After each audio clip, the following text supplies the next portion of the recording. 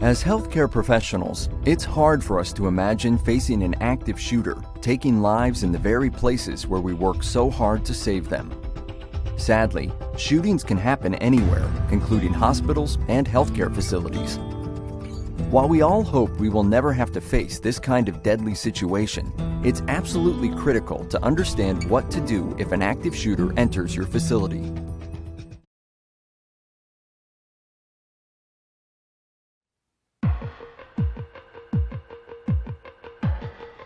An active shooter incident can occur in your facility on any day at any time. Excuse me. Yeah, where's 214 at? 214 is right down there. Thanks.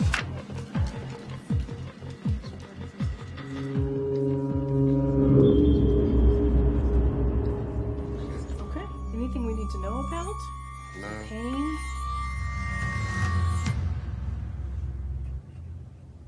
What was that? Oh my God, what was that? Say noise, what's going on? Come on, this way, let's go. You have just seconds to react and 3 actions you can take to help make yourself safe. Run, hide, or fight. The perpetrators are varied. The venues that they select are varied. The victims that they select are varied. Their mindset is to create the most amount of havoc, death, and destruction in the shortest amount of time that they possibly can. With this type of training, it ensures that all of our hospital and healthcare providers understand how our emergency and first responders will be reacting to these situations, so that we will have similar response, people will have similar training, it will make it much easier, and as a result could potentially save lives. In law enforcement, the common phrase is you will react as you have trained. So you're going to do something. The question is, are you going to do something that could potentially save your life?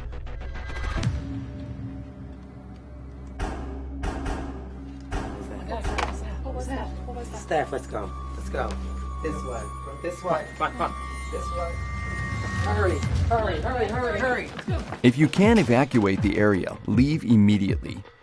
Don't bother to take anything with you.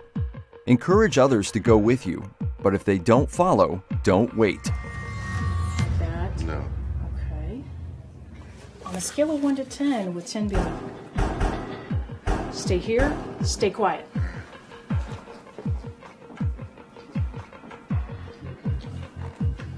If you're with a patient who cannot escape with you, discontinue care and leave. If you can, secure the patient room upon exiting. Do not stop to help the wounded. Exit the area immediately. So running preserves your ability to stay alive and preserves your ability to respond to the patients who may need your care after the incident. We may be abandoning that patient for a short time, but if we aren't there to respond to their medical needs after the shooting incident, we're of no help to them. So think of it as conserving your resources.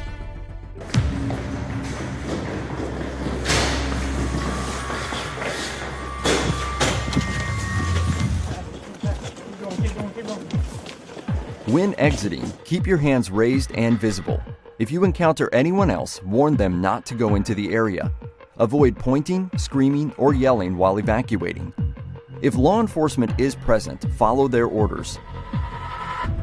Law enforcement will go direct to threat, past casualties, past a lot of victims, to be able to end the threat. And it makes a lot of sense because more death is going to follow unless that is done as a priority.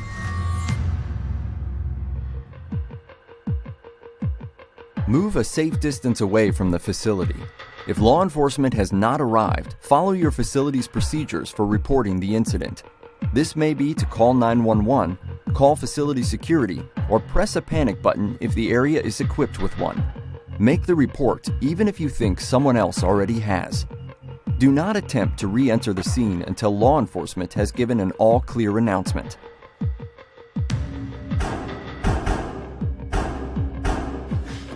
Say noise, what's going on? Come on, this way, let's go. Depending upon the situation and where you are, your best option may be to hide.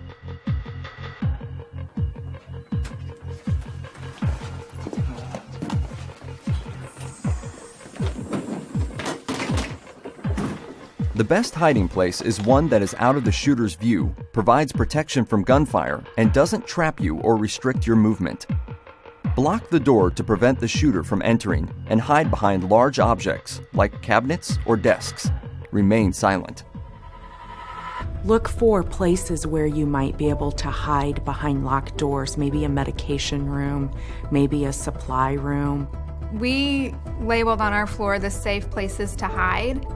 We've instructed our nurses to barricade the doors, move the beds in front of the door, barricade it, and put the patient, and maybe even yourself with the patient, in the bathroom and lock the door, turn off the lights, just try to act like no one's there.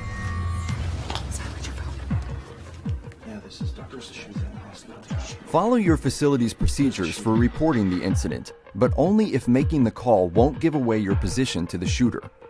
If anyone with you is injured, do what you can to attend to them while remaining hidden.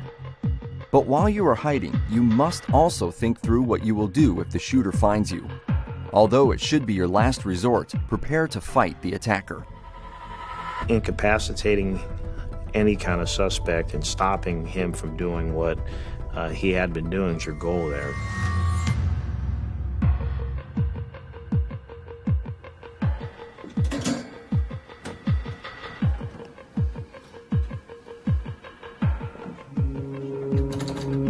If your life is in imminent danger, prepare to fight.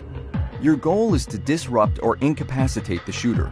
Even yelling or throwing objects can help by confusing the shooter and making it harder to aim. Act as aggressively as possible. Your commitment to your actions will mean the difference between life and death. The more you have in numbers, the greater your chances are to be successful in defeating someone that's even armed. Think of run, hide, fight as more than just what to do when faced with an active shooter. It can be a way of thinking about your surroundings every day. Whether you are always in the same place or you change locations frequently, make it a point to know key features of your environment. Know where the exits are, including stairwells. Know what rooms can be secured and locked. Know how to lock down your area or unit if possible. Pay attention to where phones are. Find out if the facility has panic buttons and where they're located. Know your facility's procedures for reporting an incident so you know who to call and what to say before you ever have to pick up the phone. Be aware of people around you. Keep in mind that an active shooter won't fit any specific profile. He or she may look like any other visitor, patient, or coworker you might encounter on any given day. We don't want to be too worrisome about it, but we do need to be prepared as a community. We've been trained on what to do in code situations, so the more that we're trained on this and the more that we practice and have drills, the more hopefully your mind will just go into motion. Rehearse in your head what you're going to do if this situation were to occur. Where you can hide, where you can exit, what can you use to fight with. Those are not common thoughts, and they need to be. The best weapon you have is knowledge. And something as simple as gearing your mind to run away from the gunshots can save your life. And having the state of mind to take as many people with you when you go saves other lives. Make run, hide, fight your mindset every day and train yourself to make it your strategy for survival.